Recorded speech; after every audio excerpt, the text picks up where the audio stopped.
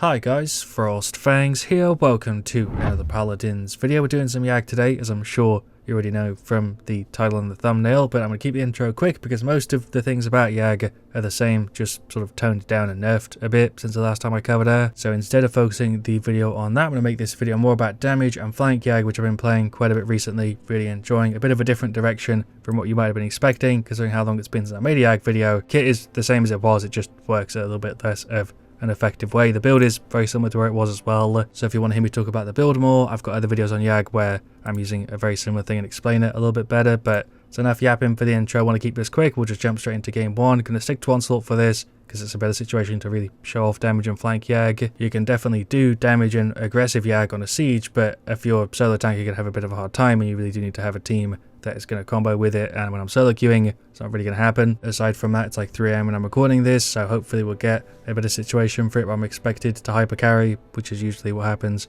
when I record at these weird sort of hours. Also, randomly, because why not, and I forgot to do this in the other videos, here are some codes for the battle pass, just on screen. Yeah, sure, why not? If you're first to the video, go ahead, hit redeem in the store, type it in. It should work on any platform. Shouts, of course, once again to Evil Mojo for sending the codes out. I always appreciate it. But yeah, let's jump into game one. Shoutouts to Amako. He actually asked if I was going for, point, and I'm not going for damage, which is something I should have clarified first. Kind of bad etiquette. But yeah, props to him for asking. I should have mentioned it first. But we've got a Makoa, a Fury, a Bertie, and a Maven. Then for this, had a Cassie, a Grok, and a Zarn, a Ceres, and a 7. I always think 7's Andro when he has that skin on, when like the loading screen's on. But we'll go for Corrosive, and then probably just the standard setup. If you have 2 healers and not 3 or 2 that are going to do a really good job, this is just overall the safer choice. Going to start with Haven. We've got Half Shell, Cherish, then God of Bounce, and Street Justice. For their side, Tribunal, Soul Collector, Persistence, Spirits, and Big Game. Let's use the reveal. I haven't really warmed up for this, so I might be a little bit rusty here on Yag. We'll use the right click. That was a pretty rough play, but back into it we go. Hit on the Cassie, do a bit of a spin. Sort of a way to play this is just by rolling around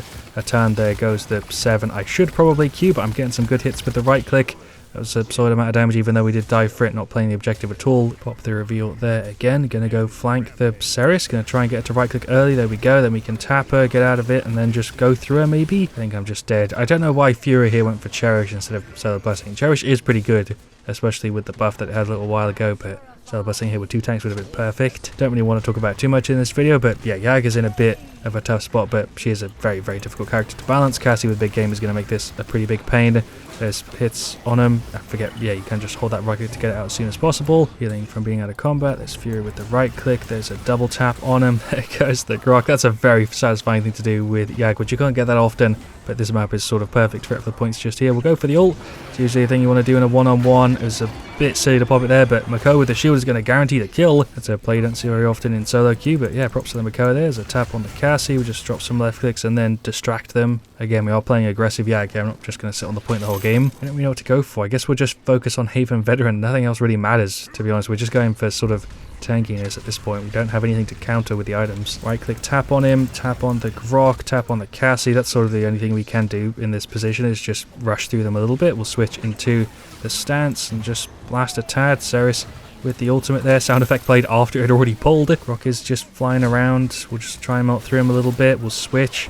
Q, right click, push Cassie. Sure, try and get the little jiggle tap there. There goes the Cassie. Sure, do I de-deploy here or do I just stay in the F? I don't feel like I really need to do anything. Ko has sort of got it handled. I guess we can right click now and tap a couple of them. Get some blasts on him here. Sure, don't really feel like I had much of a thing I can do against the Azan, to be honest. This man's is just like full health still. Finish off our Haven. Sort of still going for a very tanky setup. Even if you are damage and flank Yag, you're just inherently going to tank a shit ton of damage. Fury there with the heal, thank you very much. We'll pop the Q. I guess Kronos could be kind of nice just for the Q and the right click a little bit. Just wiggle over this way a little bit, do a right click, go through them. Sure. Oh, that's a stun. Okay, wasn't really expecting the stun there. I'm really getting stuck on a lot of shit here. Am I going to be able to get away on like 300 health? Fury hit me with a heal.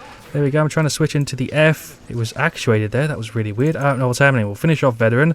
We are now full tankiness, 6,900 with like a crazy amount of damage reduction. Fury there with the double heal. She is doing a pretty good job. We'll drop some of the left clicks around, do the Q reveal for the team, and then switch into the F. Ceres' stun, I think, was actually from her ultimate. She doesn't have the talent, right? So that's what I was registering earlier as the CC.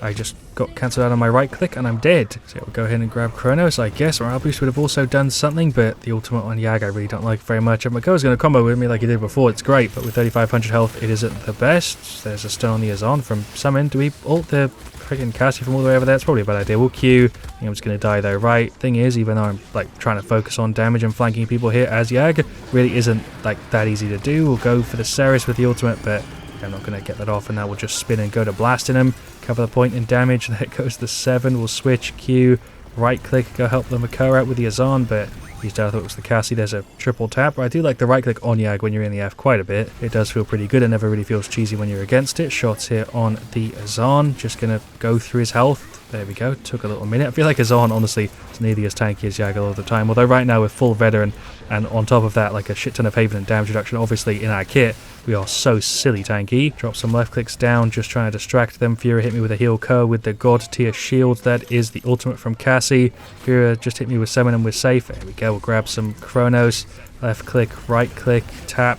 Go straight into the F. There we go. It's melt him. I feel like my stat in this one's going to be kind of lackluster, but I guess we'll find out. I'm going to sit on the left and see if we can get a cheeky ult on somebody if they run in. It's got to be kind of scary if somebody goes around for a flank. There we go on the Cassie. Should be a kill, right? Yeah, don't think you can go through me on her own. Yeah, there we go. It's really cheesy to do, but it's kind of the only way you can get the ult off at this point. There's hits on everybody. Going to the F, blast through him. Feel like we're actually doing okay so far. Could definitely be doing better damage-wise and play-wise, but we're not doing terribly. There goes the Grok nearly. Go there with the hook. Betty with the explosions. Azon is just gone. Going in solo there with his team, or without his team, I mean. We've got more Chronos finished. I feel like the last two items we haven't been doing very much. Chronos is kind of nice, and Morale probably would have been better than Resilience. I thought for some reason that they had more CC than they did have pretty much none. I guess a few of them have a tiny bit, but it's pretty much nothing. We're going to go around here for an actual flank. We managed to pull a bit of a lead. There's a tap on the Cassie, tap on the 7.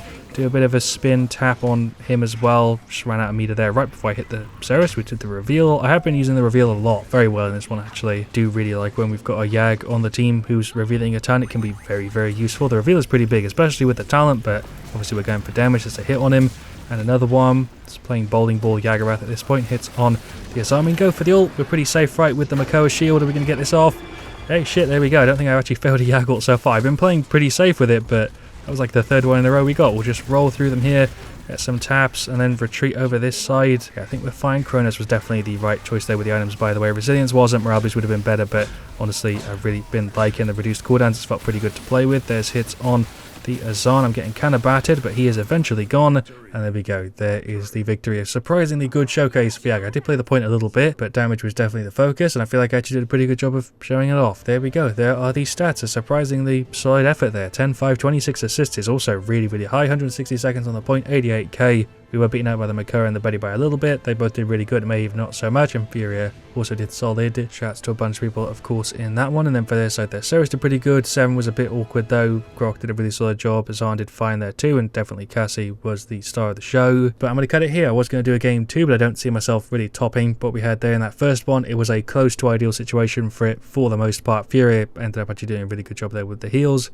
I could have done a bit better, you know, play-wise, but I'd highly recommend that you give this a go for yourself. It can be kind of tough depending on the team comps and the map, and sometimes even the mode. You know, Siege is definitely going to be a little bit more difficult, but in Onslaught and what we had just there, that was actually probably the best way to play Yag. So yeah, nothing really too much here to add at the end. I feel like this is a little bit better than it was before compared to just straight tank objective Yagorath. I feel like she slots in a bit of a better position, similar to like a Ruckus, for example, more so than she did before after all the nerfs and Paladins being a bit different. That's just from my perspective though, because I haven't really seen enough Yag to properly base what's normal after all the changes. She's a pretty rare character, to be honest, at this point. Thank you so much for watching. Leave a like if you enjoyed. Of course, let me know what you want to see me in the next. I'll see you guys all really, really soon. And as always, stay frosty.